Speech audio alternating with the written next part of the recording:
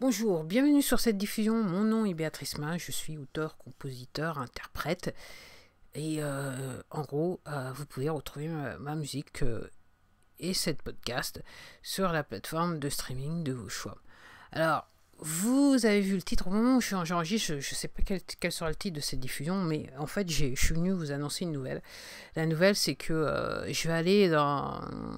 Je vais utiliser des synthétiseurs... entre guillemets, je vais utiliser des modular synth en anglais. Et j'ai pris cette décision il y a quelques jours. En fait, c'était évident. J'avoue qu'il y a quelques années de ça, ça me faisait... je trouvais l'affaire un peu trop ésotérique à mon sens. Et j'ai pas pensé plus que ça jusqu'à à peu près à 2 semaines à peu près. Et là, je me suis dit, voilà. Et j'avoue que ça a été un petit peu précipité il y a quelques mois de ça, dans le sens que j'étais sur YouTube et j'ai regardé une vidéo et j'ai découvert ce petit synth de chez Ike Multimédia qui s'appelle The Uno Synth, du reste que j'ai acheté chez Amazon en offre reconditionnée, que j'ai dû renvoyer parce qu'il avait un problème, existentiel, c'est le cas de le dire. Alors, avant de continuer, je tiens à dire, je ne suis pas sponsorisé par qui que ce soit, je fais ça pour 0 € à la ligne. À part l'argent que je dépense. Alors, et donc, après coup, j'ai pensé à l'affaire. Je suis retourné sur YouTube et tout ça. Et je dois dire que dimanche, je me suis levé, je me suis dit, je vais faire des investigations. Je vais voir un petit peu ce qu'il en est. Et je me suis dit, en gros, je me donne une semaine. Parce qu'aujourd'hui, on est le mardi 3 juin 2019. Et je me dis, je me donne juste une semaine pour comprendre ce qui se passe avec l'histoire de la communauté modulée synth, enfin, les principes et ce qui se... Et comment ça... Et alors je crois qu'en français, j'étais en train de penser au titre, peut-être ça se dit synthétiseur modulaire, je sais pas. En gros, j'ai pas regardé, je me suis lancé directement dans la diffusion, j'ai même pas regardé la traduction en français, alors que je venais juste de faire la traduction en anglaise. Alors ouais, et donc je me suis dit, pour revenir à nos moutons, voilà, je me suis dit, voilà, je me donne une semaine pour regarder ce qui se passe, et je dois admettre que dans les 24 heures, enfin en 36 heures, j'avais fait le tour, j'avais compris entre guillemets ce qu'il en est, et je dois dire, et j'en ai conclu que Behringer, et je comprends pourquoi certains fournisseurs de fabricants ne sont pas contents, parce que clairement, sur le sujet, Behringer, avec ces deux produits... le Behringer Neutron et le Behringer Model D, qui est un clone du Moog D, ils ont tout compris. Ils ont tout compris. Voilà. J'étais en train de penser par rapport au budget, comment je pouvais faire, et je me suis demandé jusqu'à hier dans l'après-midi. En fait, je me suis retrouvée dans une situation hier après-midi, je me suis dit, au bout d'un moment, j'étais tellement... j'avais mal à la tête tellement j'étais passionné par le truc, et j'étais dans le truc, et je me suis dit, c'est bon, t'arrêtes.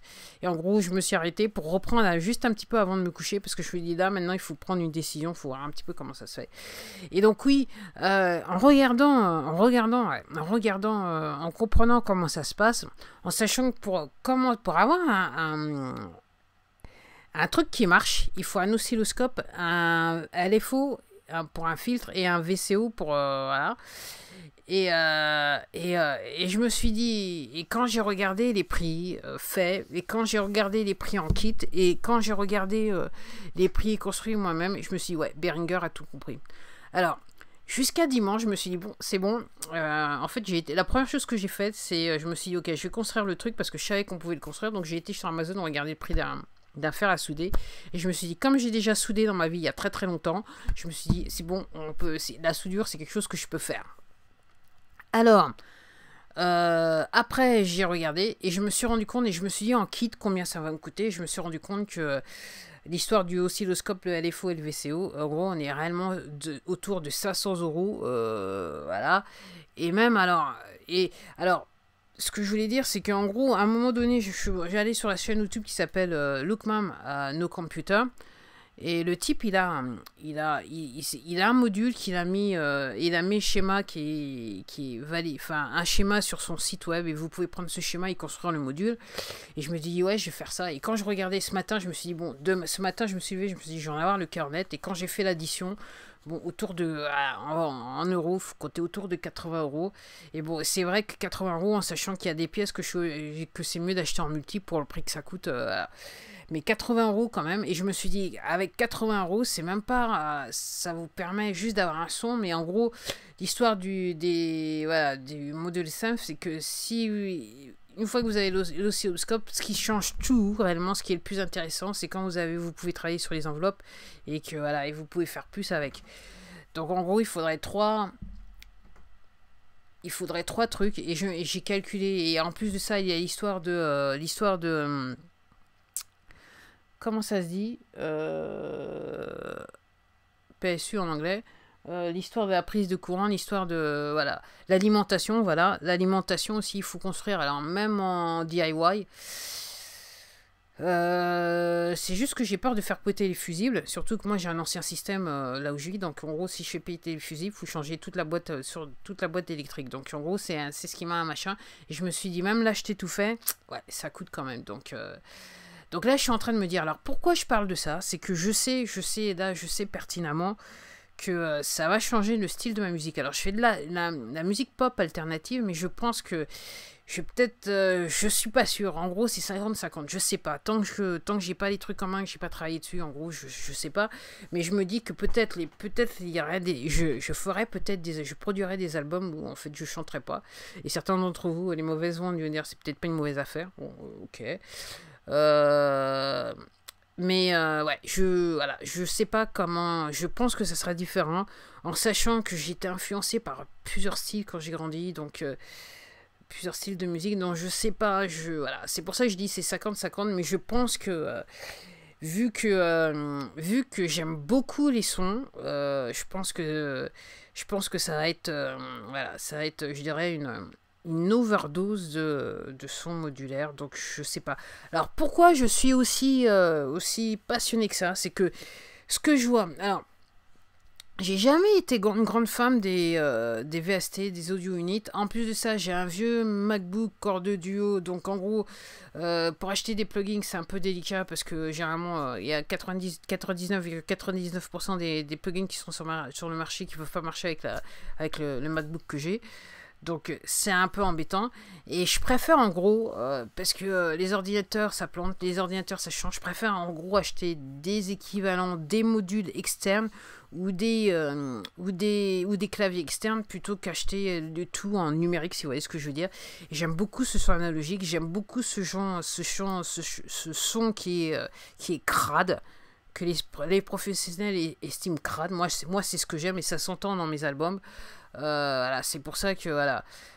Et j'avoue que la musique actuelle, ce qui me dérange, c'est que réellement, on sent que le son est, voilà, il est purifié, il est tellement purifié qu'en gros, il y a plus d'âme dans. Voilà, vous écoutez un morceau, mais il y a plus d'âme, si vous voyez ce que je veux dire.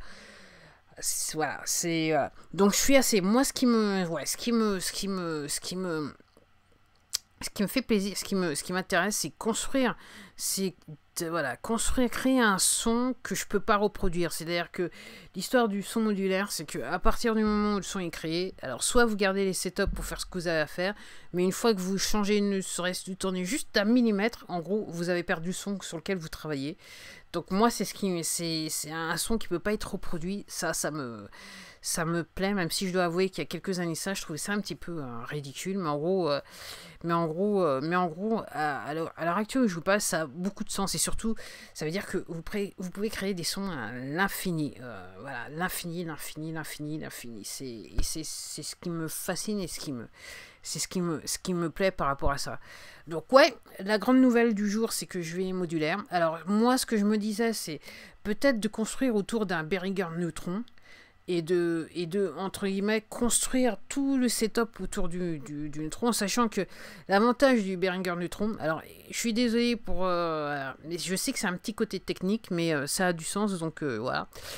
L'avantage, c'est que vous avez avec le Behringer, vous avez les trois éléments, voilà, l'oscilloscope, le LFO et le VCO qui sont déjà inclus.